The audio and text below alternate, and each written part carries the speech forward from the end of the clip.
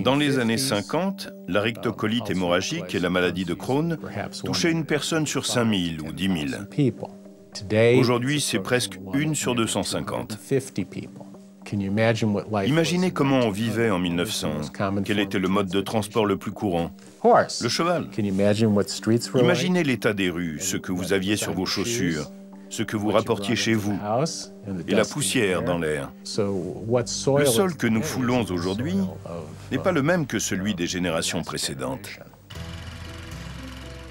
Dans son ardeur à aseptiser notre environnement, le monde industrialisé a éliminé l'exposition aux parasites. Vous ingérez un œuf qui était par terre dans des excréments de porc.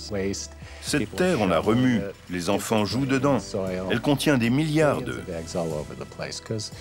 Quand vous la touchez et que vous portez vos doigts à votre bouche, ou que vous mangez des légumes qui n'ont pas été bien lavés, ces œufs microscopiques entrent dans votre bouche et votre tube digestif.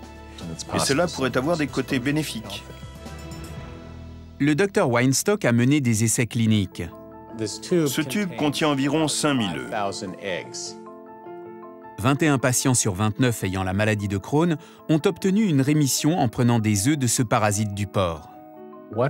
Si je vous disais que vous pouvez boire un peu d'un liquide contenant un agent invisible capable de stopper la maladie,